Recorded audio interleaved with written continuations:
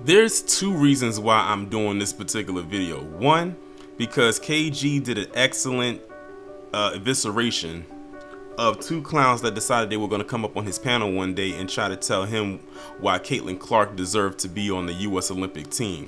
What I'll do is I'll leave the link to that maybe in the comments, and y'all can go back and listen to that again, just in case y'all might have missed it the first time. It was it was cringe, but I'm glad KG handled it the way that he should have.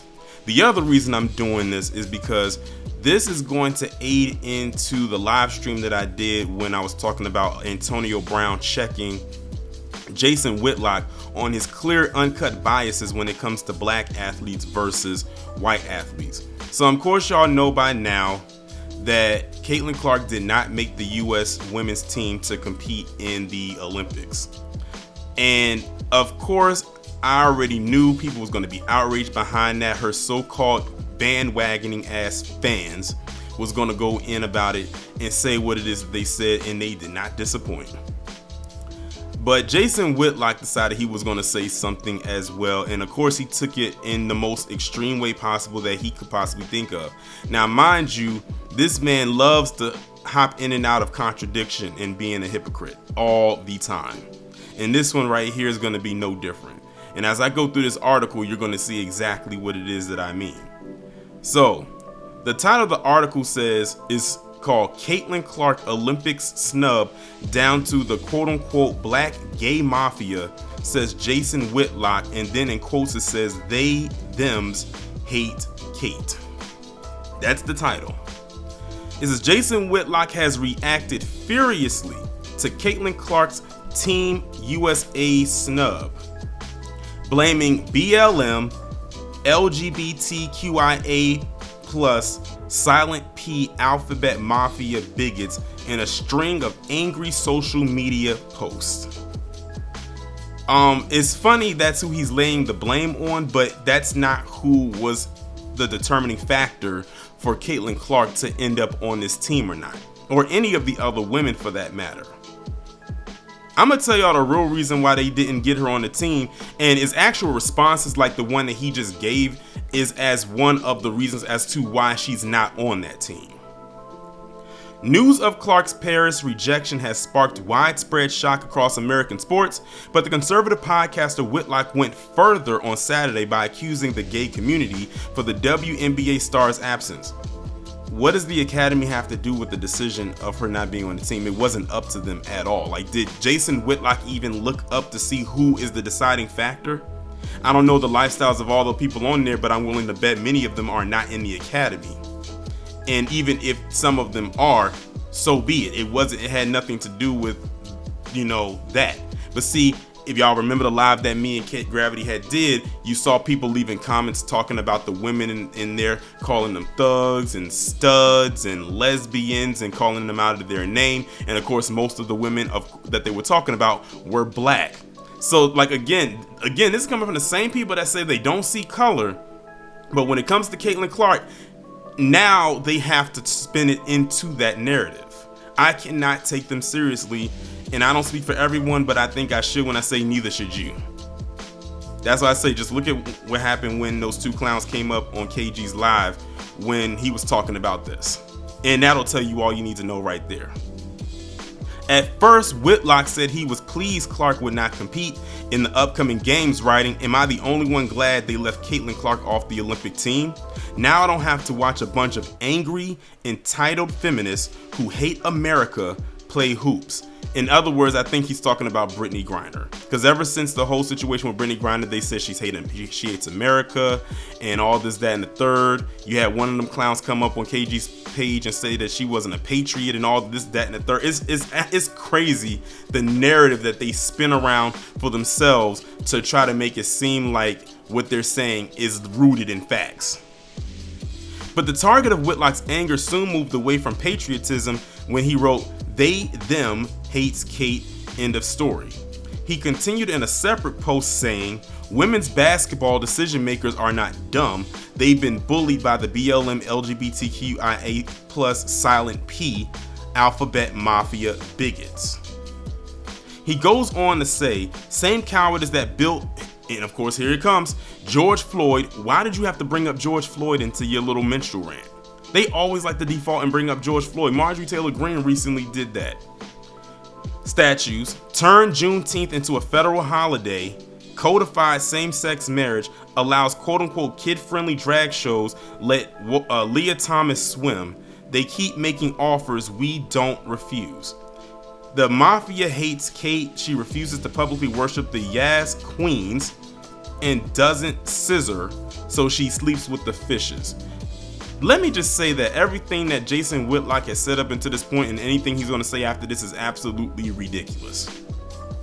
It's nothing but pure shock or trying to be shock value, but none of what he says is remotely shocking because he does this kind of thing all the time and then has the nerve to call himself a journalist. Now that's the part that is very unbelievable.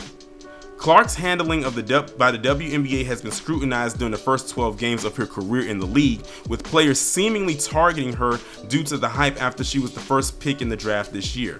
She was shoved to the ground off the ball by Kennedy Carter. In last week's game, it was a hit bump, but okay. Against Chicago Sky. Outkick founder Clay Travis said the physicality Clark was having to endure in games was because she is a white heterosexual woman in a black lesbian league. I just want y'all to understand the terminology that they're using here. To the Academy, I need to know what y'all got to say about this because they've been coming at y'all necks a lot lately, especially during quote unquote Pride Month. And I have yet to see many of these organizations say anything to push back against what people like Jason Whitlock is saying and what this Clay Travis person has been saying. And you can't say you don't see them because these individuals have platforms, unfortunately. Whitlock, after echoing those sentiments, then turned his attention back to the sport itself, disagreeing with a follower who said there is not a single member of the U.S. Olympics team that she should replace. He says she could replace any of the 12. None are needed to win the gold, Whitlock said. The who do you remove from the team debate is comical like it matters. Well, in that case, Jason, if you believe she should replace somebody, pick someone on that team you think that she should replace. But he's not going to do that. He said she could replace any one of them on a team. Now, you know this man is what they said, drinking the Kool-Aid. I'm trying to figure out which one would she replace. He doesn't even know. Now, if y'all thought what Austin Rivers said about Caitlin Clark being the Beyonce of Destiny's Child, listen to the comment that Jason Whitlock said. I think this one might actually eclipse it.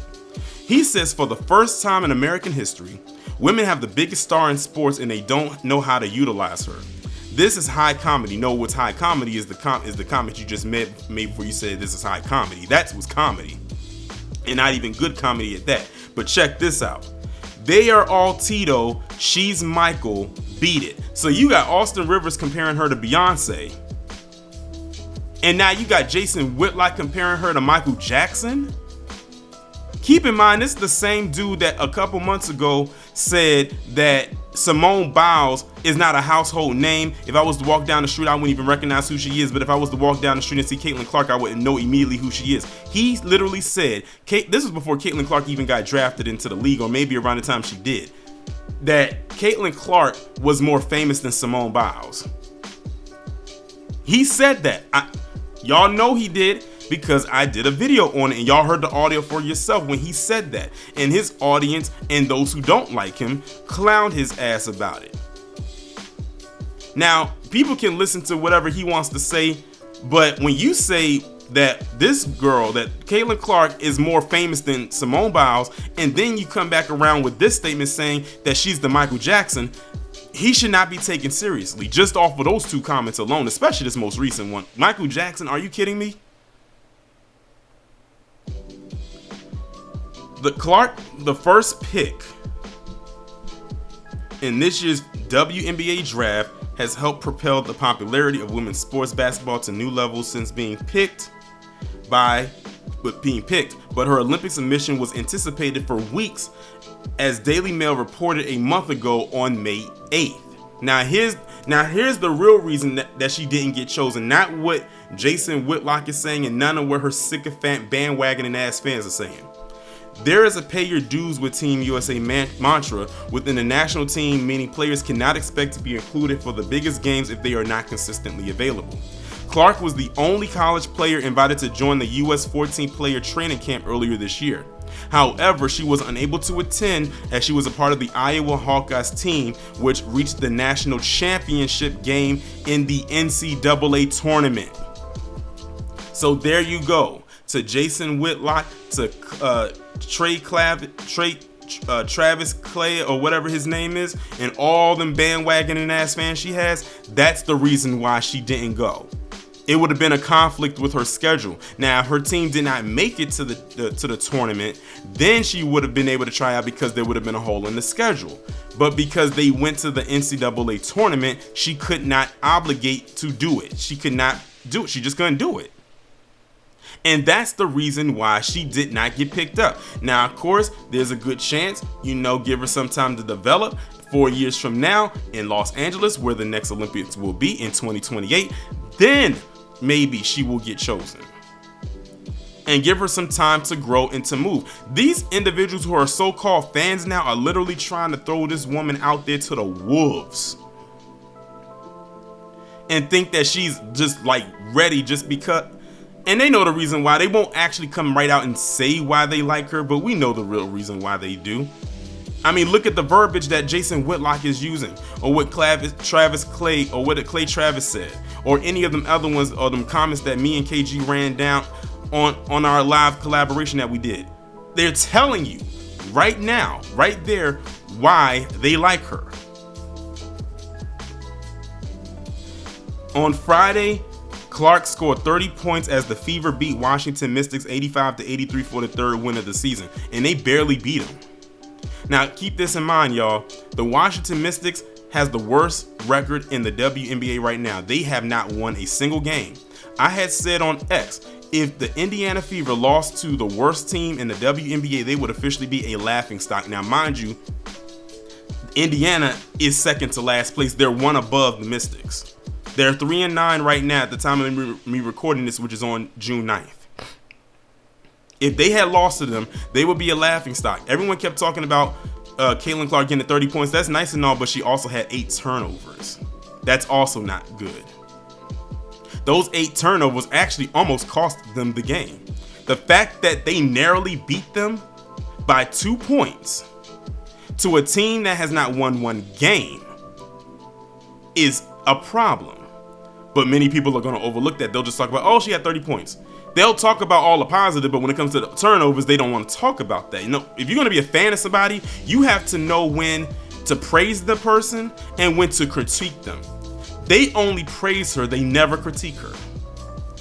That's why I said they're bandwagoning ass fans. And you want to send that over there against those big teams? They keep saying, she needs to leave the WNBA and go play overseas. She'll struggle over there too, and then what you gonna say? And how are you gonna really watch their games?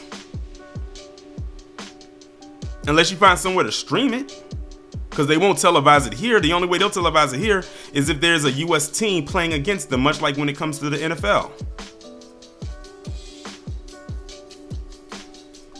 It says the WNBA season will be taking a hiatus from July 21st to August 14th for the games with the Americans opening the tournament in Group C against Germany, Japan, and Belgium. The USA will kick-start its quest for another medal on July 29th against the Japanese. The USA team is eyeing its 8th consecutive Olympic basketball gold medal and 10th overall in Paris. And that last part that I read is the other reason why she's not on the team, because they want that medal and they feel like they probably will not get it if she's on the team right now. She's just not ready.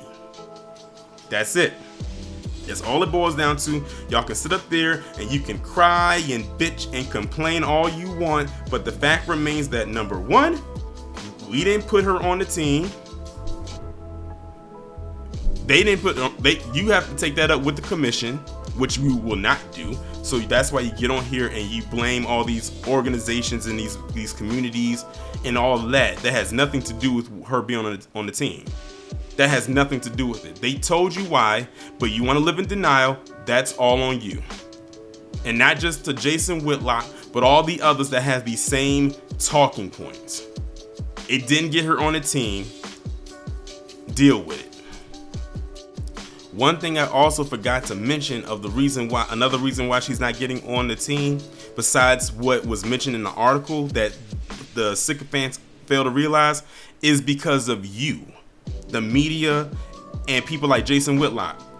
Y'all are giving her all this unwarranted attention that takes away from the real mission as to why they're here. When it comes to the U.S. team, they're not coming or doing that just to watch just her. They're coming to watch the team win a gold medal. That should be the goal. It's not like Caitlin Clark is in, if she was the GOAT, she's in a singular event where you're only one person there representing for US. You are coming there to see the team win. And basketball is one of those sports where it has to rely on a team. The only difference between with track and stuff like that is track can be an individual thing and a team thing. Because when it comes to the relay, of course, that's a team thing. But then when you have just the individuals, that's an individual thing. But with basketball, it's always going to be a team thing, no matter what. There's no event where it's a one-on-one. The most they have outside of the regular 5-on-5 is the 3-on-3, and like I said, with 3-on-3, that's still a team. And y'all are bringing unwarranted attention and distractions. That's another thing. The distraction is up there as well. Why they do not want her on the team right now. Let the dust settle a little bit. Let's get her weight up, get some skills going, and then go and progress. They're off for 2 weeks. Let her work on her game during that time, because there's no pressure there. They're not playing any games. It's just her and her coach and whoever else to work on some drills, and that way she can come back and be more developed. And then we'll see in 4 years if anything has changed, and then we'll go from there.